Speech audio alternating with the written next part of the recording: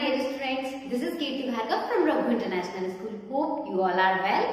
So let's start our subject Hindi. तो बच्चों, जैसा कि आपको पता है कि अब आपके पीटी सेकंड बहुत जल्द आने वाले हैं, तो आपको अपनी स्टडी बहुत अच्छे से करना है। तो चलिए हम अपनी हिंदी में चैप्टर 5 को तो कंप्लीट कर चुके थे, हमारा चैप्टर 6 चल रहा है। तो अब हम चैप्टर 6 को देखते हैं अपने को।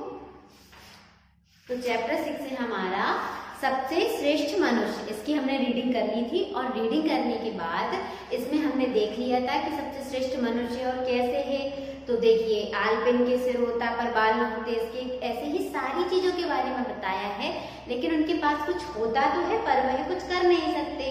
तो इसके बाद बताया है कि मनुष्य के पास ये सभी कुछ होते भी हैं और वह इनका प्रयोग भी कर सकता है, तो इसीलिए मनुष्य को सबसे श्रेष्ठ बताया है।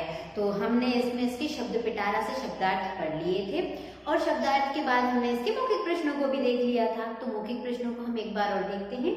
ऐसी कौन सी वस्तु है जिसके सिर तो होता है किंतु एक भी बाल नहीं होता? तो बताइए ऐसी कौन सी वस्तु है? ऑलपिन। ऑलपिन के सिर तो होता है पर एक भी बाल नहीं होता। फिर इसके बाद है कुर्सी के बारे में कविता में क्या लिखा है? तो बताइए जिस कुर्सी पर हम बैठते हैं उसके बारे में कविता में क्या लिखा है? तो उसमें लिखा है कि कुर्सी की 2 बाहें तो होती हैं पर वह उनसे गेंद फेंकने में असमर्थ होती है। चलिए अब हम अपने तीसरे प्रश्न को देखते हैं। लंबी दाढ़ी किस पशु की होती है? तो इस कविता में लंबी दाढ़ी किस पशु की बताई गई है? तो वह है बकरा।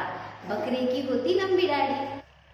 अब हमें अपने अगले प्रश्न बताना है, कविता में बड़ा मुंह किसका बताया है? तो बड़ा मुंह है मटकी का, तो इसका उत्तर हो जाएगा मटकी का। फिर इसके बाद हमारा आखिरी प्रश्न है, पतला गला होने के बावजूद कौन गा नहीं सकती? तो इसका आंसर होगा सुराही। सुराही का गला पतला तो है पर वह गा नहीं सकती। फिर इसके बाद है कविता की पंक्ति को पूरा कीजिए। तो यह मैंने आपको वर्क दिया था और उत्सुक कि आप सबने अपनी बुक में इसको फिल कर लिया होगा। तो चलिए अब अपने आगे देखते हैं, सही शब्दों के रिक्त स्थान भरिए। तो इसमें आपको खाली स्थान भरना था, तो एक बार और देख लेते हैं। इस कविता के कवि का नाम रमापति शुक्ल है। आलपिन के सिर होता है पर बाल नहीं होते और कुर्सी की 2 बाहें होती हैं, उनसे वे गेंद नहीं फेंक सकती। फिर है कंघी के दांत होते हैं पर उनसे वह खाना नहीं चबा सकती। इसके बाद है मुंह बड़ा होने के बावजूद मटकी बोल नहीं सकती। फिर इसके बाद हमारा आखिरी खाली स्थान है, मनुष्य का नाम दुनिया में सबसे बढ़कर इसी कारण है कि उसके पास प्रकृति प्रदत्त उपहार हैं और वह उनसे काम ले सकता है। तो बच्चों यह तो हुए आपके खाली स्थान। और अब इसके बाद हमने देखा था वस्तुओं का उनकी विशेषताओं के साथ मिलान कीजिए। तो देखते हैं, ऑलपेन, ऑलपेन का होता है सिर होता है किंतु बाल नहीं होते।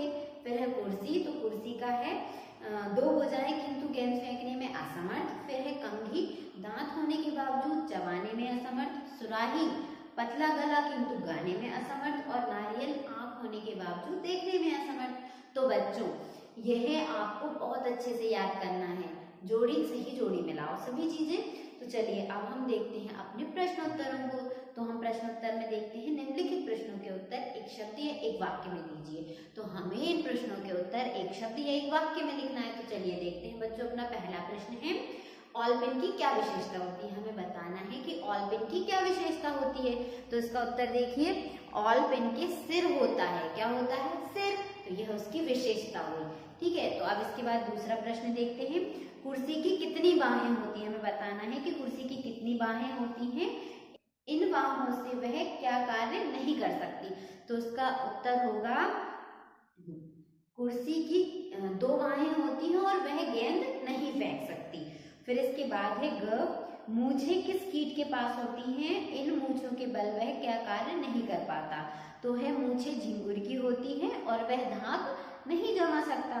फिर है दांत होने के बावजूद यह खाना नहीं चबा पाती, यह किस वस्तु के लिए कही गई है?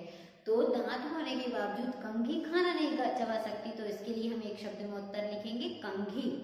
फिर इसके बाद है जीभ होने के बावजूद स्वाद से कौन वंचित रह जाता है? तो इसका उत्तर है जूते।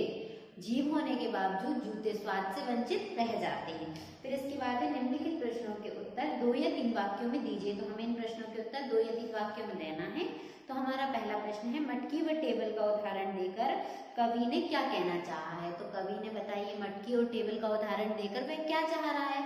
तो इसका उत्तर होगा, मटकी का मुंह बड़ा है पर वह बोल नहीं सकती और टेबल के पास 4 पैर होने पर भी वह चल नहीं सकती। तो यह तो हुआ आपके पहले प्रश्न का उत्तर। अब हम देखते हैं अपने अगले यानी दूसरे प्रश्न को। नारियल के पास कौन सी चीज होती है किंतु वह उससे क्या नहीं कर पाता? तो इसका उत्तर हमें बताना है नारियल के पास क्या होता है और वह उससे क्या नहीं कर पाता। तो उत्तर है नारियल के पास आंखें हैं पर वह उनसे देख नहीं सकता। तो चलिए बच्चों, यह तो हुआ आपका दूसरा प्रश्न। अब हम देखते हैं अपने तीसरे प्रश्न को। तो तीसरा प्रश्न है पतला गला होना किस बात की निशानी है किंतु सुराही ऐसा होने पर भी क्या नहीं कर सकती? तो इसका उत्तर लिखेंगे पतला गला एक गायक की निशानी है। हमें पता है कि जिन व्यक्तियों के गले पतले होते हैं मतलब आवाज सुरीली होती है वह गा सकते हैं। तो इसका उत्तर होगा पतला गला एक गायक की निशानी है किंतु सुराही गला पतला होने पर भी गा नहीं सकती। अब इसके बाद हमारा अगला प्रश्न है मूछें किस पर प्रभाव जमाती हैं? झिंगुर की मूछें होती हैं किंतु वह क्या नहीं कर पाता? तो इसका उत्तर लिखना है मूछें मनुष्य पर प्रभाव जमाती हैं और झिंगुर की मूछें होने पर भी वह धाक नहीं जमा सकता। ठीक है, तो अब हम अपने आखिरी प्रश्न को देखते हैं।